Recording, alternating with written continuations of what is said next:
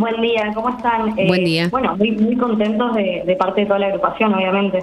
Bien, igual, nada, queríamos conocerte y hablar un poquito más en general y tratar de entender cómo piensan hoy los jóvenes en política. Déjame, no quiero ser grosero, pero déjame preguntarte la edad, qué estás cursando y cómo vas con la carrera.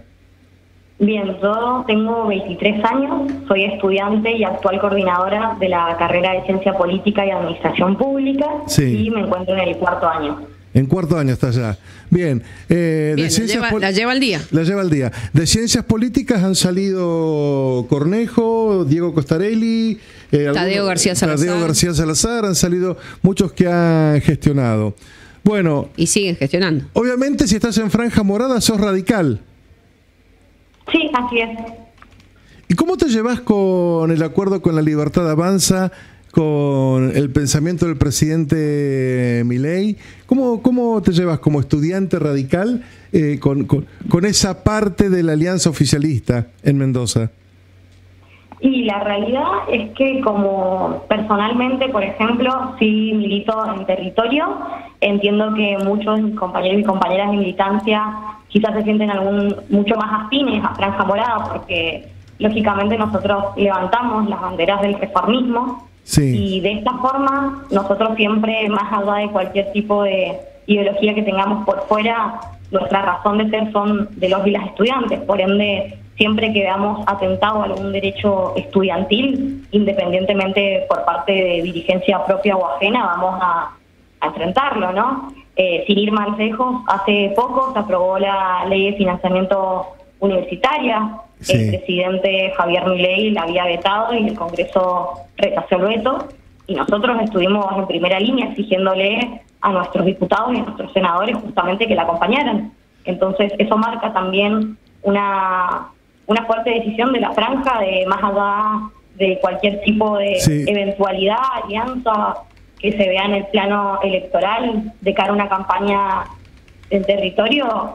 Nuestro eje, repito, siempre va a ser Caterina, relájate, tranquilízate, no es un examen. Y además contestaste a medias, pero bueno, no importa. Rosana. Y entonces yo redoblo la apuesta. Si fueras asesora, la primera asesora de Alfredo Cornejo, ¿no? ¿Le hubieras aconsejado aliarse a Javier Milei o crees que eso fue un error? Yo creo que todo se puede llegar a definir en el 26 de octubre, ¿no? A ver, más allá de cualquier tipo de alianza, la realidad es que son dos listas, o sea, son dos justamente partidos que tienen identidad propia. Las decisiones que tome el radicalismo en base a los acuerdos también se definen justamente cuando vienen políticas y de qué lado se paran. No me estás contestando. No me estás contestando. Yo te pregunté algo muy concreto. Si vos fueras la asesora de Alfredo Cornejo y Alfredo Cornejo se sienta con vos y te dice: mira, Caterina, necesito definir si me asocio con Javier Milei en La Libertad Avanza para las próximas elecciones, porque si no hay riesgo de que pierda, capaz, o no. ¿Vos qué hubieses contestado? Y es difícil contestar la pregunta realmente, porque te parás de los dos lados. Bueno, pero vos sos radical. Entiendo vos sos la radical. decisión de ganar elecciones es totalmente válido. Y también entiendo el cómo el radicalismo en Mendoza viene gestionando hace años. Entonces, es una pregunta difícil. No sé si sabría contestarte en este momento realmente. Bueno, entiendo igual, repito, de que si fuera un examen, tenés que ganar una elección. Si fuera un examen, estás en la cuerda floja. Te vamos a llevar al ámbito universitario, que a lo mejor está más cómoda ahí. Totalmente. Hay una suerte de prejuicio que uno lo ve mucho en los grupos de WhatsApp, en los foros de los medios, en las discusiones públicas, respecto de los estudiantes que van a las universidades, abro comillas, a hacer política, doble comilla, partidaria, y que algunos son estudiantes eternos. Bueno, todo eso que más o menos ya se sabe, ¿no? Hay estudiantes incluso que no participan de la vida de los centros de estudiantes ni de los gobiernos universitarios porque dicen: yo vengo a estudiar y nada más. La pregunta concreta es: ¿de qué se ocupan ustedes? ¿Qué hacen en la universidad además de estudiar? En esta voy a responderte no solo por la franja, sino por quienes nos dedicamos a hacer política universitaria, y es que también va mucho de la mano del ejemplo.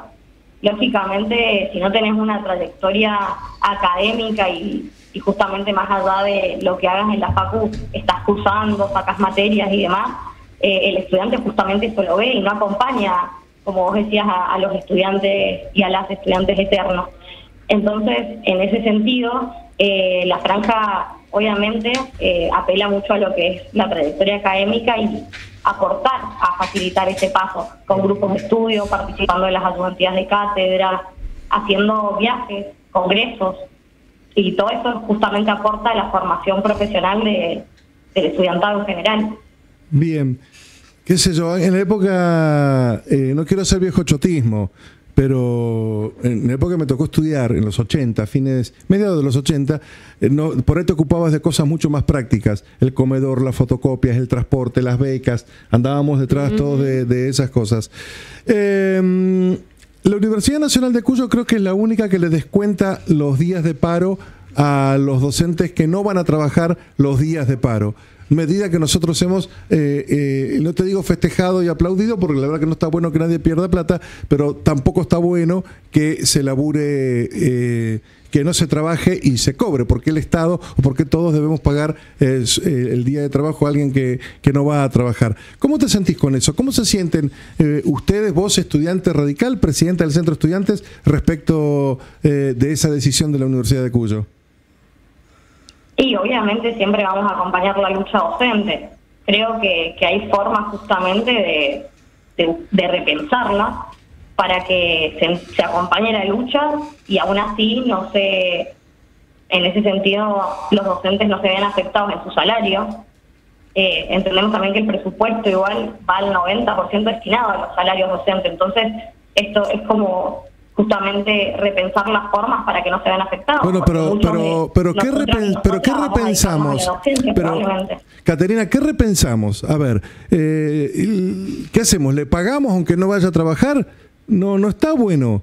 Los paros que ha vivido la Universidad Nacional de Cuyo y los colegios universitarios, vos eras estudiante, supongo, en ese momento, hace unos años, eran paros salvajes. Los pibes no tenían 100 días de clases.